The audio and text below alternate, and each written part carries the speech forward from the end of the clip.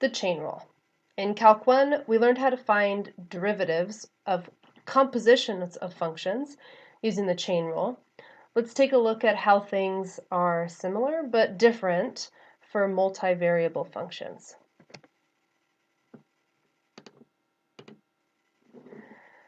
We're going to start off with comparing the notations. So in single variable calculus, we might have had a composition of functions where maybe f has a function g inside of it. The first thing we're going to do is separate these functions and assign them variable names. For example, f of x, that's like our outside function, that produces the dependent variable w.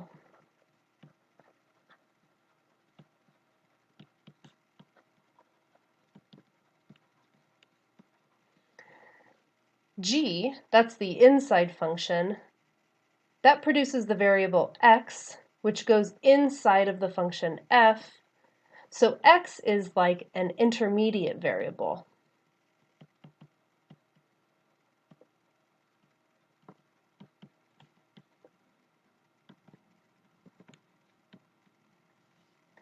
X in this case is not an independent variable because it comes from a function g, and g takes in a different variable like t. T is the real independent variable.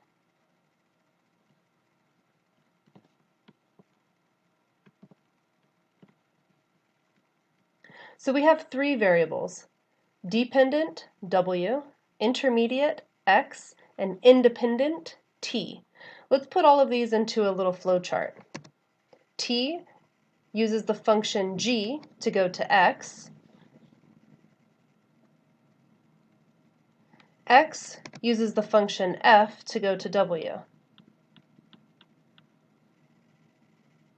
Looking at this flowchart, we can ask the question, how does w change with respect to t? We know that how things change with respect to variables, those are derivatives essentially.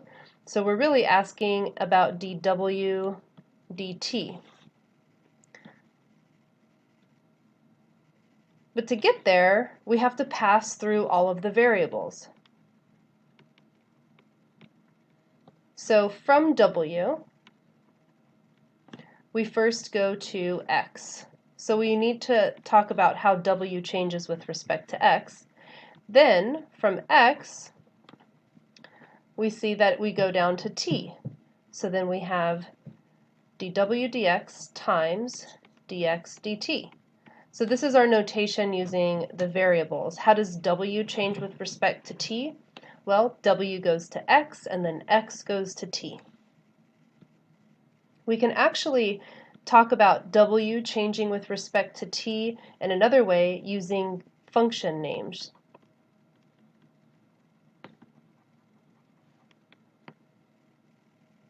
Now, w depends on the function f, and f takes in the output from the function g. So our first step here would be df dg if we're using function names. And then we know that g depends on t, although we would like to use a name of a function here. We know that g depends on t, nothing else, so we would write that as dg dt. Both of these, the notation variable and the function name notation, they both give us an expression for calculating the change of w with respect to t. So it doesn't matter really how you write it, you're still passing through all of the layers of variables or the functions that create these layers of variables. So dw dt, we have two ways of calculating that. And this is the single variable rule. So here, w depends on an intermediate variable x, x depends on an independent variable t. But what if w were slightly different? Taking a look over here on the right side of the screen, what if w, our dependent variable, depends on x and y. Well, that changes our picture because now we have two intermediate variables. Each of our intermediate variables depend on the independent variable t.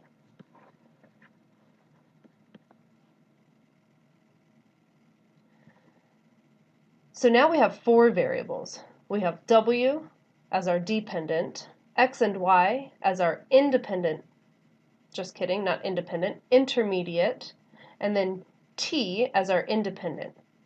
Let's go ahead and make a flowchart for these variables, starting with the independent variable t at the bottom.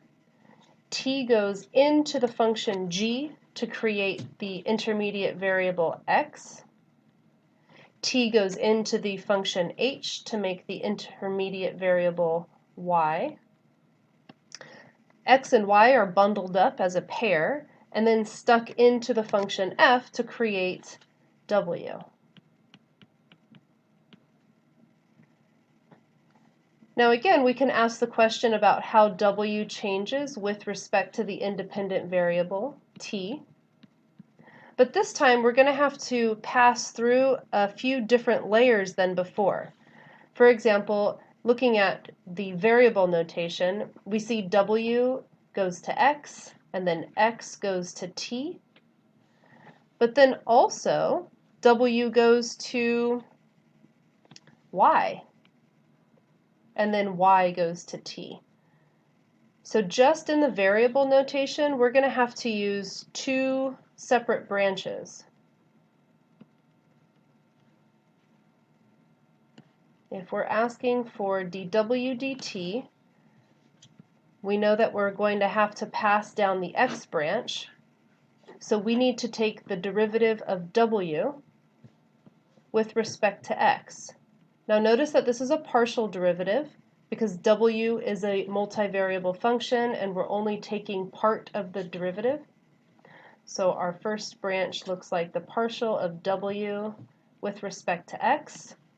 And then from x to t, x depends on a single variable function called g. So from x to t, we'll have dx dt. That's a total derivative there, not a partial. So let's pause here and just appreciate the fact that we have a partial derivative and we have a total derivative. And we're multiplying them together, and that's just going down the left branch of our flowchart.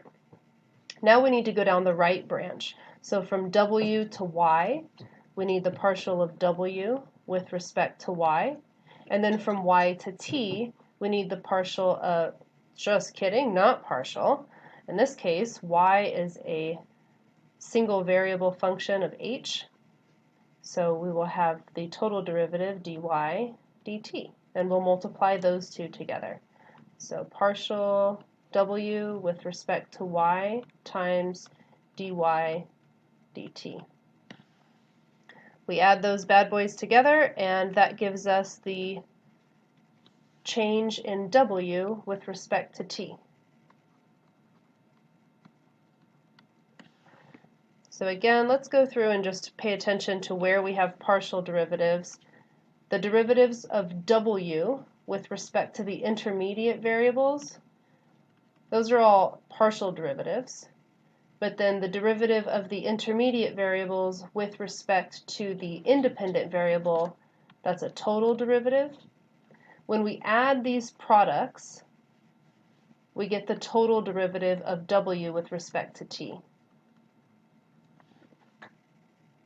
So let's just make sure that we're paying attention between the curly d notation, the straight d notation, in each one of these terms. So this is the notation for variables. We can also go through and look at the notation using function names if we'd like. So if we went down the purple branch, instead of using the names of the variables like w and x, we might say something like the partial of f with respect to g. since f depends on g along the x branch, and then we would take the last one, the derivative of g with respect to t. So if we're using the function names instead of dw dx, dx dt, that would look like partial f with respect to g, and then dg dt. And if we went down the yellow branch that we have drawn here, instead of saying dw dy, dy dt, that would look like the partial of f with respect to h, and then dh dt.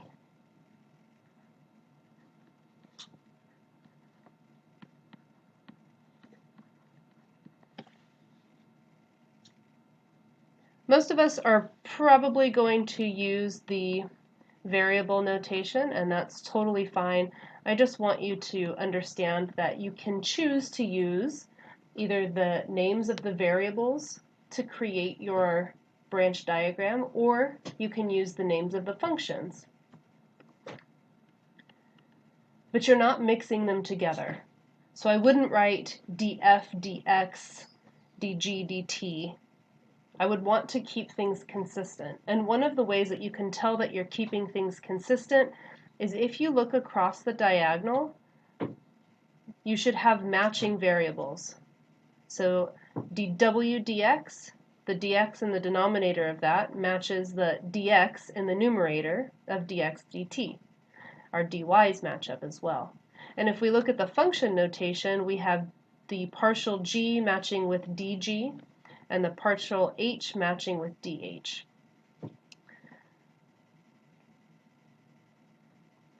So if we're looking at a function with multiple variables, we might want to draw a branch diagram like what we have on the screen here, so that we can come up with the equation that we'll use for the chain rule of these functions.